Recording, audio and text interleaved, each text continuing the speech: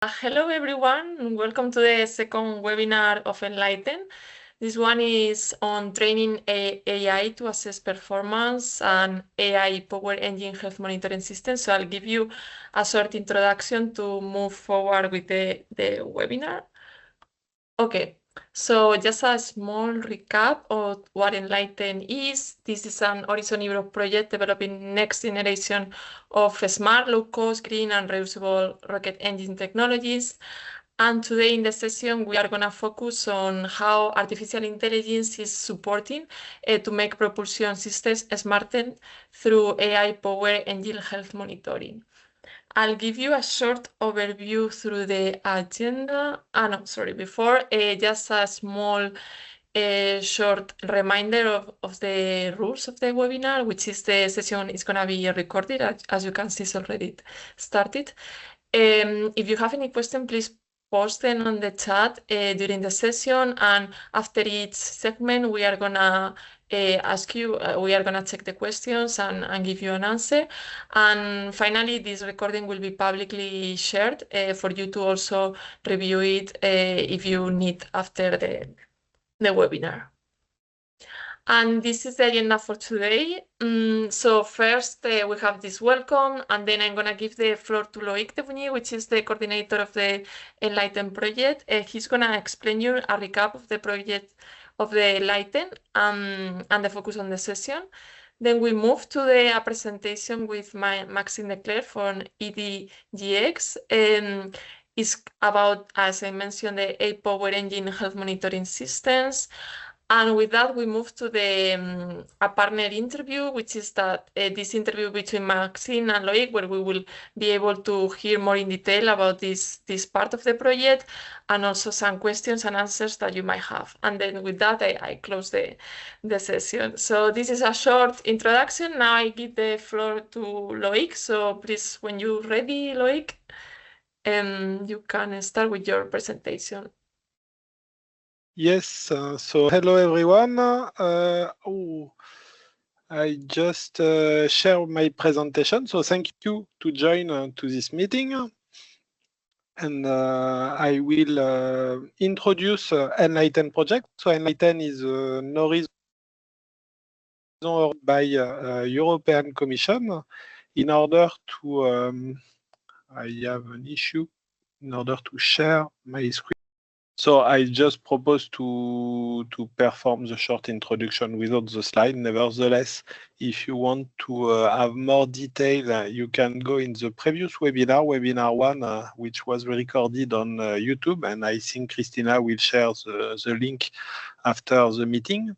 So just a general recall of the objective of ENLIGHTEN, which is European Initiative for Low-Cost, Innovative and Green High Trust Engine, is a Horizon Europe project with 17 partners around Europe in order to develop and to mature several technology in order to make a step in our propulsive system for large space launchers application. So this paves the way for new technology for future high trust engine around 3 important pillars. So the first one is a new specific subsystem that allow to improve the technology we can find in an engine, a hydrogen engine propulsive system, such like a new laser ignition system, allowing to prepare some reignition and some reusable feature necessary for a future reusable launcher. We speak about also electrical valves, allowing to regulate large thrust engine, single element nozzle extension, so a new process to produce and to manufacture nozzle extension for highly loaded high thrust engine, and multifunctional multifunctional lines in order to introduce a new feature in the main lines of an engine, such like mass flow sensor or displacement control equipment, allowing to sustain the extreme load that are seen in a nitrous engine. The second pillar, which is developed in the scope of ENLIGHTEN, is related to large-scale additive layer manufacturing.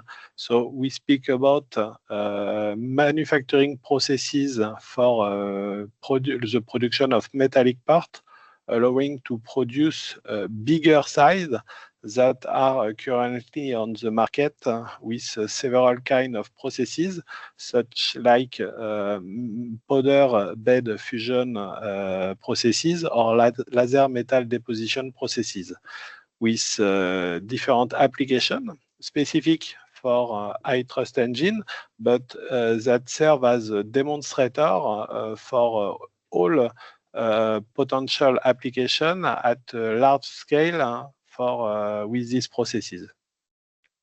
And the third pillar is linked to artificial intelligence and machine learning, and is precisely the scope of this webinar. So after my introduction, I will give the floor to Maxim in order to present to you these activities in the scope of ENLIGHTEN.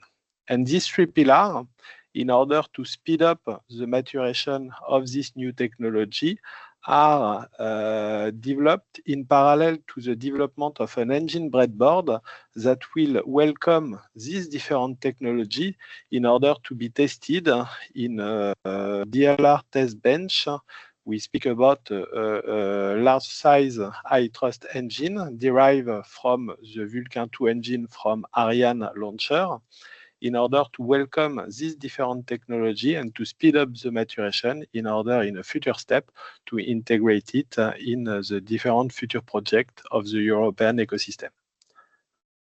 So I will not go further in detail for the presentation, and I can give the floor to Maxim for the presentation of the work package 3.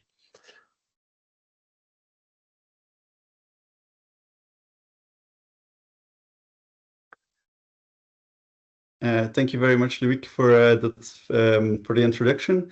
Can everybody see my screen? Is it clear? Yep, perfect. Yes, perfect. Thank you. Yes, I will quickly go over the AI advancements that we did as EDGX in work package 3 in the ENLIGHTEN project. So the main idea is that we will create an engine controller add-on card to basically enhance the engine controller to have some real-time AI health monitoring. The goal of this is that we can then detect faults way more early, reduce the false alarms in this, and speed up analysis of faults in this in the engine itself. So the partner roles of this project itself is we as EDGX do the hardware and the integration of all the AI models. So we make some hardware acceleration cards for this project. ArianeGroup itself provides the engine and the test data in the test bench. And then you also have ICO that provides the AI model for the startup phase in this project. ProExpert does the steady states for after the transient startup phase. And Onera does some actuators and does AI on electrical data, while DLR mainly focuses on the vision data and audio data. The scope of this project is mainly the acquisition of this data, detecting any faults and diagnosing what fault actually happened. So this is more or less where it's situated. So mainly you have on ground the video and audio data that we do on ground, and then in flight we have some sensor acquisition on which we do the failure detection and then the diagnostics of this data. So the key elements in this project are that there's some sensor information, a lot of sensor information that you have on the engine itself, and that's coming in at quite a high rates. We know about the engine, some pressure valves, we have sensors on the temperature and the flow of these valves. And also then separately, we have on the valve actuators themselves, we have current and position measurements. And then during the startup phase, we monitor these to detect faults in the fast transients. This is also the highest risk phase. And then in the steady states, we are more looking towards detecting long duration drifts that happen. And then separately, we also have on the electrical data, the actuator health that's completely independent of the phase, that we just see if the actuators are healthy. And then the output of what we will do will be an anomaly flag and a fault class to see what fault happens and how confident we are about this fault. So we developed together with the partners some AI models that take all this data, so the parameters that we have from the engine itself, and the samples that we got from all the sensors, and then there's some complex pipeline that's mainly uses encoders or autoencoders or decision trees to then actually diagnose these errors. The way that we need AI for this is because these fast dynamics and complex coupling between all these sensors, it's way too complicated. So we had to develop these very complex AI models to really infer if there's a fault or anything going wrong here. So that's the symbolic data, that's the sensors. Then separately, we have some on-ground testing for safety and also dataset growth. On the vision, we can detect flame behaviors, leaks, vibrations, and vibrations with high-speed cameras. And then on the acoustic parts, we can also see some instabilities from the microphones. And by combining the symbolic and non-symbolic data, we can have way fewer false alarms and also better fault localization. To then further run this pipeline, so you saw a very complex AI pipeline, we had to develop a custom hardware that runs on the edge that we can in real time infer these AI models to really predict the faults in real time. So that's an electrical health monitoring card. So for that, we selected the Jetson ArianeGroup or EDGX. That's a really high performance NVIDIA cards that we can use for this. We built a custom card for this, for the safety and the reliability, and also to make it compatible with the engine controller. So here you can see that we developed or are developing compact PCI cards that can directly slot into the rocket engine controller as an add-on card. So then we developed this redundant complex architecture where we had this COTS device, COTS module, where we then did some radiation hardening around it to make it really safe and protected from the rocket engine controller, so any errors do not propagate back to the rocket engine controller. Then for high performance and real-time inference, we also developed, we are using the Triton pipeline, which is a high-performance, low-latency server for inferring AI models. We also implemented our custom backends to be compatible with the models of the partners themselves. Then further for testing, so we have completed the testing of the hardware and loop test of this full pipeline that we ran on our physical hardware in the i7 test bench of Ariane, and we have some real promising results.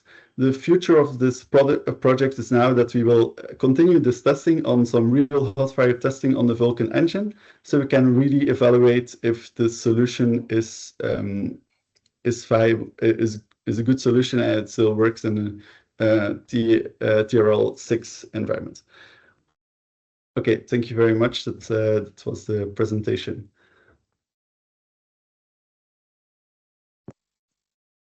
Thank you very much, Maxim. So Cristina, I propose we start the interview. So maybe just to To continue and to complete on your presentation, we see different pipeline with software development for different phase and hardware development. Maybe just in one sentence, what does this system do? If we can summarize very shortly. Yeah, so the system itself is just something that watches the engine in real time and flags some anomalies very early, so we can get some confidence and some fast response on faults, while the controller still keeps its full authority because it's an add-on card. Okay, thank you, Maxim. We see different phases and different software, so different choice for the artificial intelligence module or training method used for it. Could you elaborate a bit more of why different AI models are used, and if why one is not overpassing all other one, or meaning that what is the better choice for AI modeling for this kind of system, because of at the end it's one engine. So I let you the floor. Yes, indeed. So yeah, you indeed saw that we had 3 different models, which is indeed something peculiar, but that's because we have also different phases.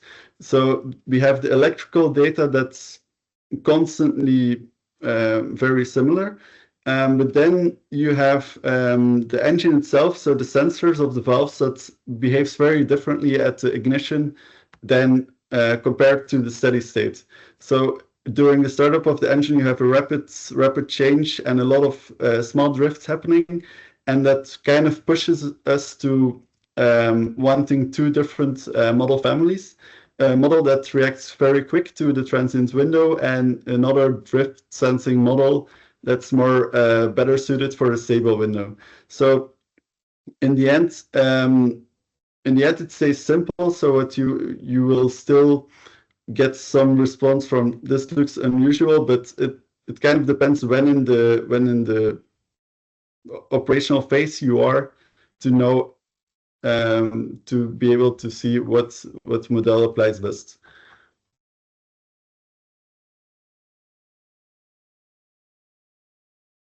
Okay, thank you, Maxim. So we see that we have a rapid evolutive system. So with the training model inference speed should be a challenge, or might be a challenge for you. What are the 2 first technical challenge we are on those process, meaning on both on the hardware and software aspects? Yeah, so on the hardware part, we had to select some GPU-based system to be able to really fastly infer these models. But then to really meet the real-time requirements, we had to use something like Triton, so we could do per model scheduling, have some latency budgets, and also construct a very high-performance pipeline, which I do not think was that feasible without Triton, to really just take advantage of the batching of the models, of the parallelization that Triton gives us, to really fully use the hardware that we have available for this project now. Okay, and is that when just you speak about just before the test you are perform, is that you show on the latest test you have performed, or what did you show on it? Yeah, so on the tests that we had, we did see in the beginning that we had some timing problems, but this was mainly on a runtime kind of level. So by just optimizing the scheduling and the pipelining of all the models without optimizing the models themselves or improving them, we were able to drastically cut the latency and the throughput of the full pipeline. which by now we are able to meet the timing budgets that are required by this project. Regarding the results themselves, we're still tuning the models so we can meet the reliability and the safety requirements that are required by this project. Okay, thank you. And just we see, just I will maybe ask, I think in this scope on the training part, I see on the chat some questions. So I propose to introduce those questions during our discussion, if it's okay for you.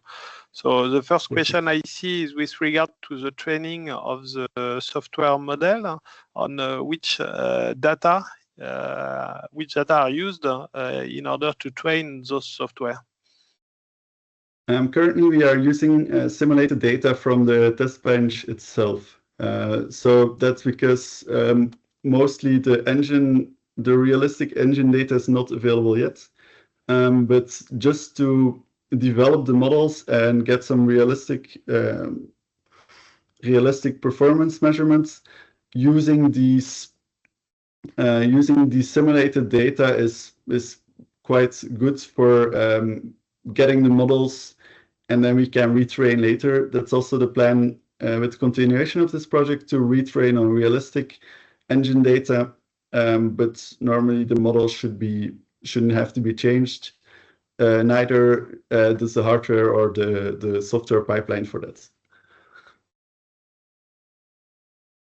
Okay, and which concrete model has been used for those, mainly for transient and steady state operation regime? Do you have some information on it? I know that for the transient phase we use an autoencoder, and for the transient phase, we use dynamic time warping, and for the steady state we use an autoencoder with some then lightweight model to do the I think the perceptron to do the detection itself. Thank you. On the software, we use internal sensor measure. In parallel, you mentioned that we introduce camera and microphone measurement. So why do we use this kind of sensor? Yeah, so the cameras and the microphones, they are local. They are on ground, so they're not really connected to the in-flight health monitor. But it gives a lot of information to the ground team independent along the telemetry we already have to get a lot more detailed information. So really by fusing this information, you can, and also for post-analysis, you can really better detect and see where the error happened, or for damage counting, look what went wrong during flight. And that's a great addition to do inference on that. So you can also get some telemetry after the launch or during, but since it's still on ground, it's a bit slower, of course. Okay, thank you, Maxim. Just maybe we speak about maturation of technology in the scope of ENLIGHTEN, so for the different technology. Did you assess the TRL, the technology readiness assessment, is a scale that allows us to measure the maturity of a technology? So did you assess this TRL for the different system? Yes, so today we're close to TRL 5. Which means that we have validated it properly in an hardware-in-the-loop test environment, so in the ISFM test bench. For the continuation of the project, so ENLIGHTEN ED, the next step is to integrate this system into a demonstration platform on Vulkan, so we can target TRL 6 with hot fire testing that's planned for 2026, or starting 2026 at least. Okay, thank you. Thank you very much for this assessment. So we see the application for rocket engine. This development could be spread into the industry for other application? What is your view on the exploitation on those technologies? I think these models are quite specifically designed for detecting errors in engines, but technology itself, so the research and all the work towards developing these autoencoders and really seeing how to optimally deploy them to do some anomaly detection is a very generic architecture. So that could totally port to any other industries in that regard. So that's one of the things that you could port. Also the hardware and the reliability hardware and also the runtime pipeline itself for high performance inference is also something you can certainly port. One of the things that might not port as well is the training itself, so the data that you trained with, and also some of the aspects of the models you might have to adapt, so the architecture itself, because they're quite specific to rocket engines, and in this sense the transient phase and then the steady state phase, so that's a bit specific on this part.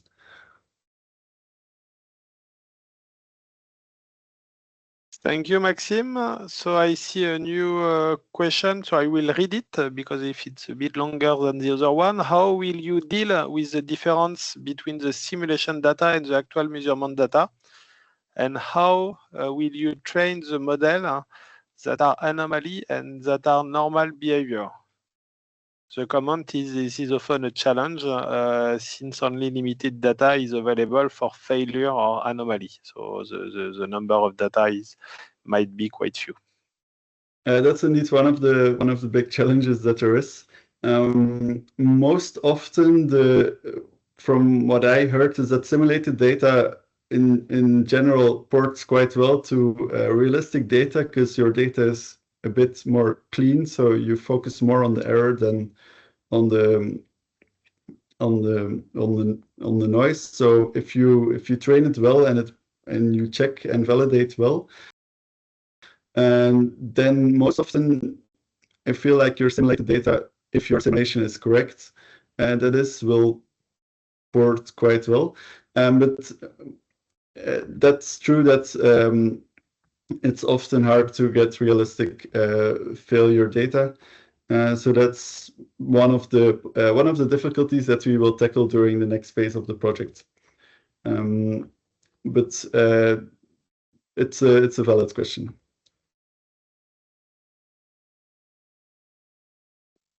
And maybe just to conclude on that, it's a general challenge. Currently, there is a lot of activity performed.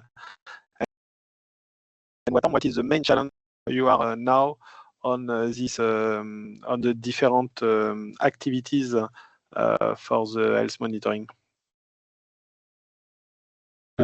Yeah, so one of the main challenges that we had regardless of this one is the performance itself, so which we resolved, and we also upgraded the hardware for the next phase of the project.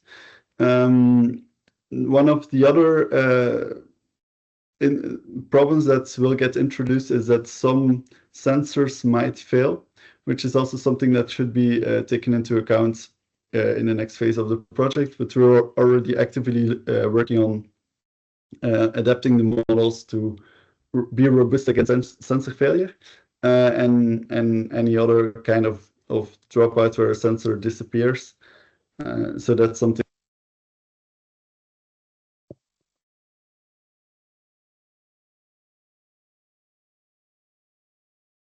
Hello?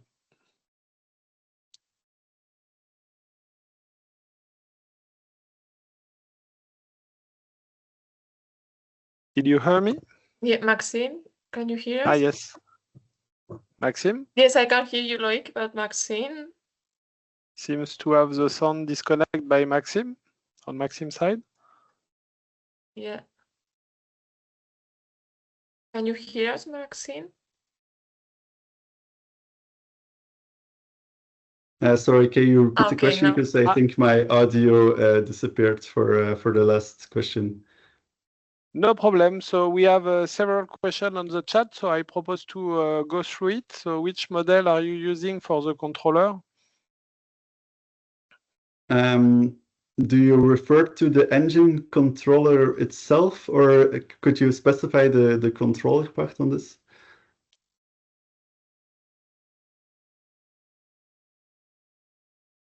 Yeah, because if it's the engine controller, it's more on the that's more on the Ariane side. So I think it's best that Loïc answer this question. Okay, so it's an internal controller. So here the health monitoring system is just plugged on the engine controller in order to read the different sensor and to send back a different order following the default detection. If I'm right, Maxim, you can correct me because I'm not specialist on the field. Yeah, one of the things to take into account is that we do most of over Ethernet. So one of the we receive most data now over Ethernet. So that's the main interface also that we're using. Okay, and maybe a last question with regard to the autoencoder. So for this application, did you consider other deep learning model than those finally selected for the different workflow? Yes, so one of the main things here is that it needs to be performant on edge hardware. So deep learning models I think they're a bit more heavy. The AI part is more done by the partners. So there's a whole document about this, why this decision was made. But the autoencoder ended up working quite well and quite performant. So that's one of the reasons that they ended up using an autoencoder for this part.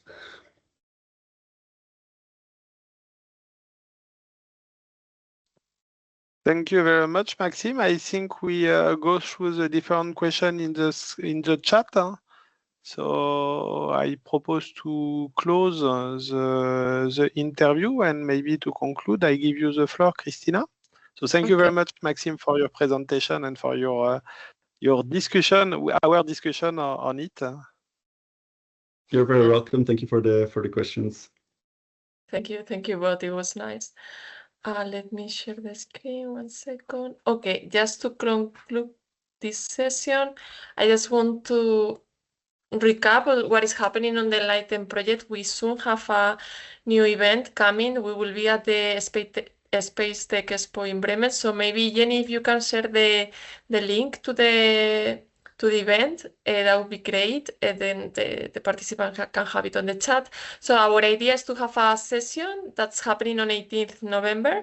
It's gonna be a session where we explain a bit more details about the ENLIGHTEN project, and it's gonna happen from 3 to 3:20, and this specific location, Technology Forum Hall 7. So if by any chance you are around and you wanna see us, that's the date that we have booked for the session. And in addition to that, we will also have a booth at the Space Tech Expo. So you can visit us at the Hall 4.1, booth 208. And that's also our website where you can also, that's the website of the Space Tech Expo that you also will have on the chat. So thank you, everyone. And in case you have any more questions, you know our email is that, and the website is Project Enlighten EU. So we hope to see you at the event. And if not, we will be posting more news about what is happening on the Enlighten project. So thank you so much for joining us today. Bye-bye. Thank you very much. Thank you, Maxime, Loïc. Ciao. Thank you. Bye-bye.